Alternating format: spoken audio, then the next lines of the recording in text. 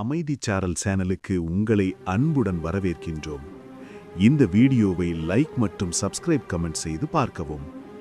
நீங்கள் செய்யும் ஒவ்வொரு லைக்கும் எங்களுக்கு மோட்டிவேஷனலாக இருக்கும். ஓம் ஸ்ரீ சரவணபவ போற்றி. சரி, முருகனை பற்றி நாம் தெரிந்து கொள்வோம். முருகன் இந்த உலகத்தில் ஒரு சிலையாக மட்டுமில்லை. அவர் ஒரு உணர்வு, ஒரு நம்பிக்கை, ஒரு பயணம், ஒரு உயிர் துடிப்பு. இந்த பிரபஞ்சம் இருளில் மூழ்கிய நேரத்தில் சிவனின் மூன்றாம் கண் திறந்து 6 தீப்பொறிகளாக வெளிப்பட்ட அந்த ஒளியே முருகனாக பிறந்தது. கார்த்திகை மாடத்து குளிர்ந்த இரவில் கங்கை தண்ணீரில் கலந்த அந்த தீ 6 கார்த்திகை பெண்களின் கரங்களில் குழந்தையாக மாறி பார்வதியின் அணைப்பில் ஒரே உருவமாக இணைந்த தருணமே கந்தனின் பிறவி. அந்த குழந்தையின் கண்களில் கோபமில்லை, ஆனால் அநியாயத்தை அழிக்கும் நியாயம் இருந்தது. அச்சமில்லை, ஆனால் தீமையை அழிக்கும் துணிச்சல் இருந்தது. உலகம் சூரபத்மன் என்ற அகங்காரத்தால் நடுங்கிய காலத்தில் தேவர்கள் கூட கண்ணீர் விட்டபோது அந்த கண்ணீரின் அர்த்தத்தை உணர்ந்தவன் முருகன். சிவன் தந்த வேல் வெறும் ஆயுதமல்ல, அது அறிவு, உண்மை, தர்மம். அதனால்தான் அந்த வேல் சூரபத்மனை கொல்லவில்லை, மாற்றியது. தீமை கூட நல்லதாய் மாற முடியும் என்று உலகுக்கு கற்றுக் கொடுத்தது. அங்கிருந்து முருகன் ஒரு போர் வீரன் அல்ல, ஒரு ஞானியானார். அறிவுதான் முருகன் என்ற உண்மை அங்கே பிறந்தது. மலைகளில் அவர் தவம் செய்தார், இளமையில் ஞானம் பெற்றார். அகங்காரம் கொண்ட பிரம்மனையே ஓம் என்ற ஒரே எழுத்தின் அர்த்தம் கேட்டு மௌனமாக்கினார். அப்போது உலகம் புரிந்து கொண்டது, முருகன் வயதில் இளையவன், ஆனால் ஞானத்தில் முதியவன் என்று. அறுபடை வீடுகள் ஒவ்வொன்றும் ஒரு வாழ்க்கை பாடமானது. திருப்பரங்குன்றம் பிறவி, திருச்செந்தூர் போராட்டம், பழனி தியாகம், சுவாமிமலை ஞானம், திருத்தணி அமைதி, பழமுதிர் சோலை அருள். மனிதன் வாழ்க்கையில் கடந்து செல்லும் எல்லா நிலையையும் முருகன் ஒரே கடவுளாக காட்டினார். இன்று கூட யாராவது தனியாக அழுதால், தோற்றுப்போனேன் என்று நினைத்தால், வாழ்க்கை இருளில் சிக்கினால், முருகா என்று மெதுவாக கூப்பிட்டால் போதும். அவர் ஓடி வரமாட்டார், ஆனால் உங்களுக்குள் நின்று பேசுவார்.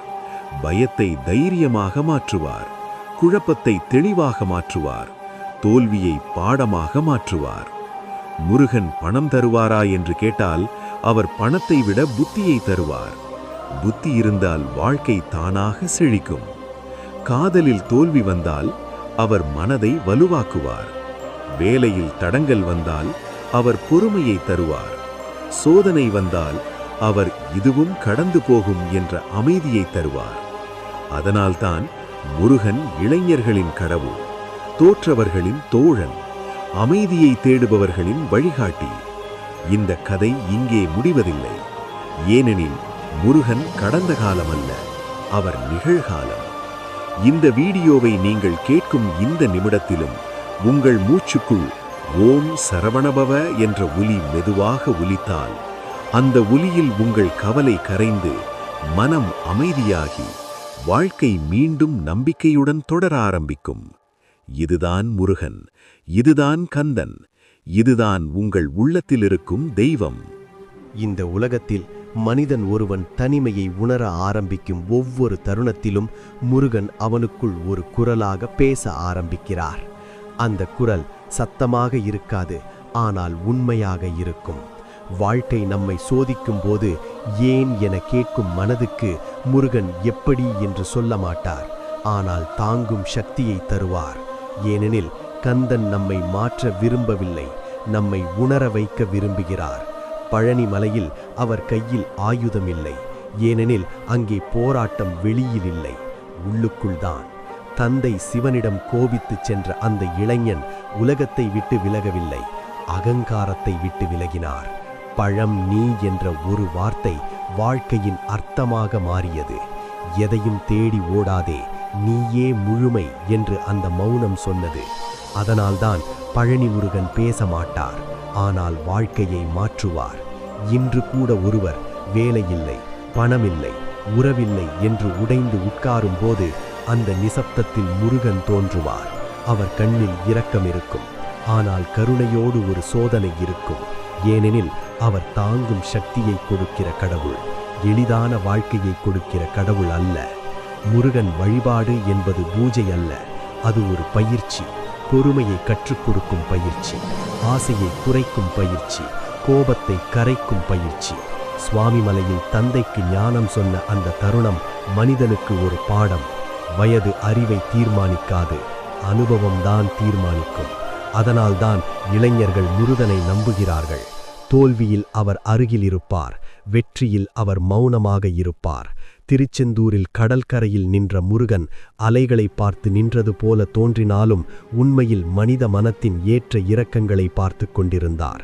ஒரு அலை போல் வரும் துக்கம் இன்னொரு அலை போல் மறைந்து போகும் என்று அந்த கடல் சொன்னது. திருத்தணியில் அவர் அமைதியாக இருப்பது போல தெரிந்தாலும் அங்கே கோபம் தணியும், பதட்டம் குறையும்.